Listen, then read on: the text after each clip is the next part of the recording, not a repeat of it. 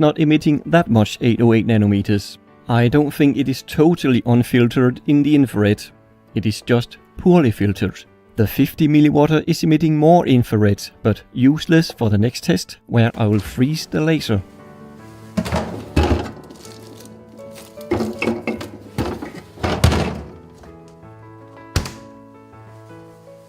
With the 5 mW cooled down, let us confirm that it is not emitting any light, as shown in a previous video.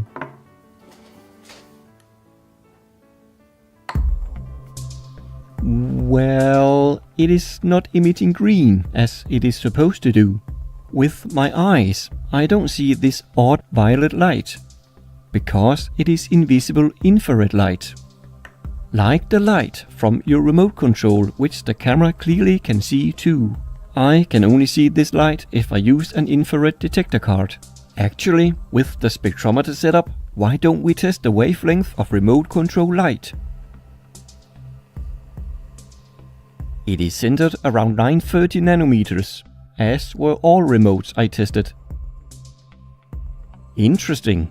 My camera will pick up weak 930 nanometers light, but not strong 980 nanometers light from this infrared laser. So we now know my camera will pick up the 808 nanometers from the pump diode inside the green laser, but not the 1064 nanometers from the crystals. After warming up for a while, the green laser gradually starts emitting more and more green light as the crystals inside start converting the infrared to green. The crystals are only efficient at the right temperature and when hit by the right infrared wavelength.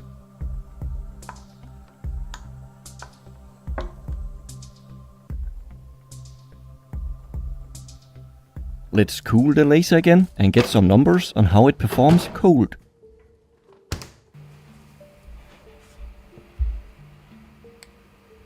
There we have it, 3 mW of only infrared output, no green and no 1064 nanometers infrared, and not even 808 nanometers infrared like the warm laser. When cold, it is emitting a shorter 800 nanometers infrared. I explain why the wavelength of diode lasers is temperature dependent in another video. 3 mW. Not really a lot, is it?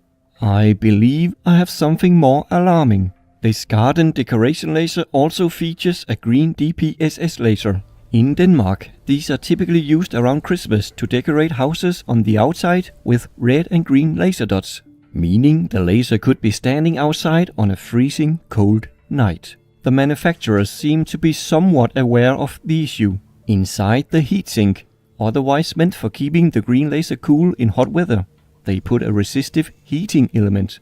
With this, the green laser can be warmed up to perform well even at a frost-clear night.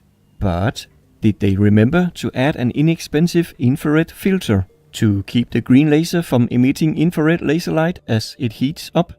Here's a quick test on the spectrometer. The red laser is taped over and the warm green laser shows very little infrared leakage. This looks like the spectrum from a well-filtered DPSS laser. Good. What happens when it is cold?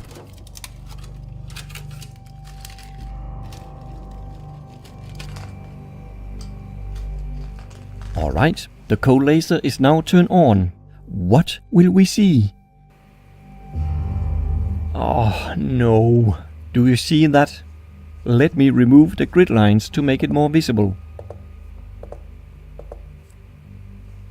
And turn off the studio light.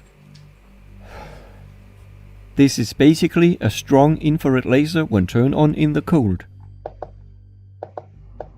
800 nanometers like the cold pen, just much stronger. I have measured it to be around 40 milliwatts of infrared in a Patreon video. After a few minutes, the heating element and the room temperature has heated the laser enough for it to start lasering in the green.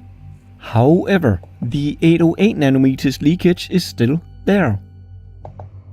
Why was it not showing in the test of the warm laser? Then the obvious hit me. Diffraction.